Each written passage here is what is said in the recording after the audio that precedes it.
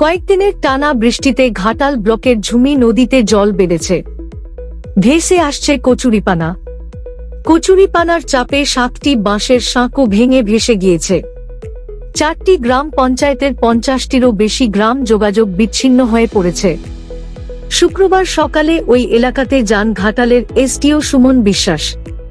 তিনি বলেন, আমরা প্রতিদিন জলের ওয়াটার লেভেল পাই, এখনো পর্যন্ত বিপদ সীমার নিচে জল বইছে।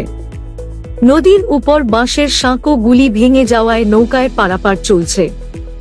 এসডিও স্থানীয় পঞ্চায়েত এবং ব্লক প্রশাসনকে নির্দেশ দিয়েছেন যাতে নৌকাতে একসাথে বেশি মানুষ না তোলা হয় এবং প্রয়োজনে লাইফ জ্যাকেট রাখার জন্য প্রতিটি নৌকা যাতে ফিট থাকে সে বিষয়ে নির্দেশ দিয়েছেন তিনি।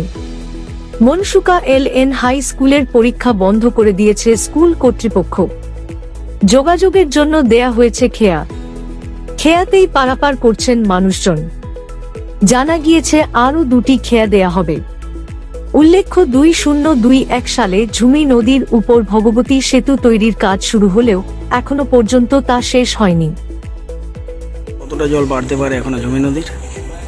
জল বাড়বে, আমরা প্রতিদিনই নজর রাখছি। প্রতিদিন সকালবেলা আমরা একটা ওয়াটার লেভেল পাই।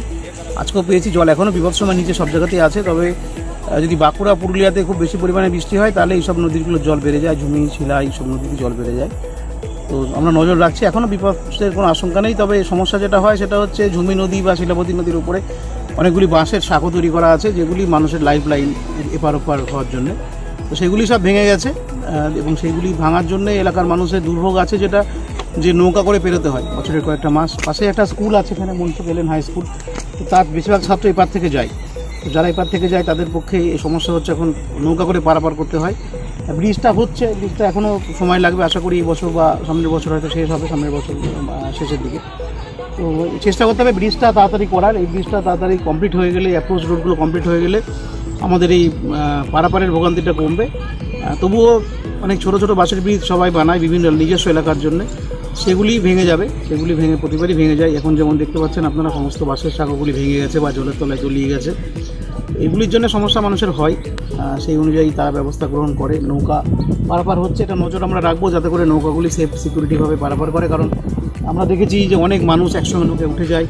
সেই ক্ষেত্রে নৌকাতে লাইফ জ্যাকেট রাখা বা নৌকাগুলি মেরামত করে যেন ফিট করে নেয় ওরা, সেটা একটু আমি পঞ্চায়েত প্রশাসনকে বলবো, লোকাল বিডিও সাহেবকে বলবো যে যতগুলি ঘাট আছে সেগুলো ইন্সপেকশন করা, নৌকাগুলি একটু দেখা, যাতে করে যে নৌকাগুলি চলবে সেগুলি যেন মোটামুটি সেফ থাকে, সেটা আমরা নজরদারি করব।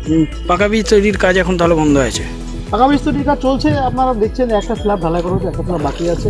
এই স্ল্যাবটা ঢালাই তো এই বর্ষার জলে করা যাবে না, বর্ষার জলটা কমলে করা হবে। এবং এর পাশাপাশি অ্যাপ্রোচ রোডের কাজটা চলছে নদীর ওপারে, অ্যাপ্রোচ রোডের কাজ চলছে, এপারেও কাজ হবে। তার জন্য কিছুটা জমি জট আছে, সেটা আমরা কাটানোর চেষ্টা করছি সবাই মিলে।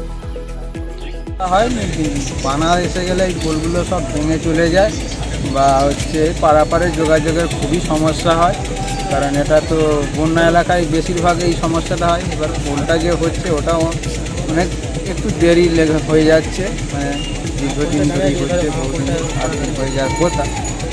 আপনারা চাইছে তাড়াতাড়ি হলে ভালো হতো, এই যোগাযোগটা অন্তত সুবিধা হতো আর কি। তারপরে ধরুন এখানে তো তোমার এটা পূর্বপুরুষ থাকতেই দেখে আসছি, প্রায় বন্যা হয়ে গেলে এখানে একবারে পারাপার যোগাযোগ বিচ্ছিন্ন। তবু এখন একটু বন্যা হয়ে গেলে যে ঘাটালের যে বর্দা চৌকান বা এই 3 নম্বর 2 নম্বরগুলো বড় ব্রিজ হয়ে যে ভালো হয়েছে, নাহলে তখন ঘাটাল যে পৌরসভাকে যাবো, হসপিটাল ডাক্তারের দেখাতে কোনো কিছুই যোগাযোগ থাকতো না, কোনো কিছুই সমস্যার সমাধান হতো না।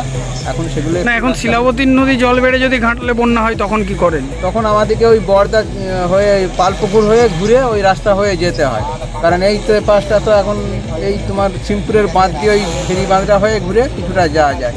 এবার বাঁধটা যখন এই বাঁধের উপর 1 কোমর 1 গোলা জল হয়ে যায় তখন তো আর কিছুই করার থাকবে না, যাতায়াত একবারে সেরে তখন চিকিৎসা বা কিছুই করার নেই। কিছু ওই যদি নৌকা থেকে থাকে, নৌকা করে কোয়াক ডাক্তারকে এনে বা তার কাছে গিয়ে নৌকা, কিন্তু নৌকোগুলিতে বিপজ্জনকভাবে যাতায়াত হচ্ছে। লাইফ জ্যাকেট বা এইগুলি আপনারা লক্ষ্য রেখেছেন যে নৌকোগুলিতে লাইফ জ্যাকেট আছে কিনা? জ্যাকেট বলতে লাইফ জ্যাকেট তো এখানে ব্যবস্থা নেই, কোনোদিনও থাকেও না সেই রকমভাবে।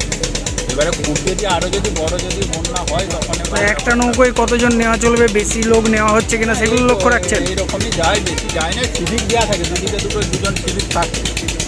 আপনারা লক্ষ্য রেখেছেন নিজেরা? হ্যাঁ, আমরা আছি সিভিটিতে, ওদের সঙ্গে কথা হচ্ছে মাঝে এর মাঝে। থেকে বেশি জল বাড়লে কি করবেন? তখন বন্ধ থাকে, কী করা যাবে? নৌকো বন্ধ মানে যাতায়াত পারাপার। পুরো পাড়া বিচ্ছিন্ন, যোগাযোগ বিচ্ছিন্ন। নদী যখন কানায় কানায় হয়ে যায় বিচ্ছিন্ন।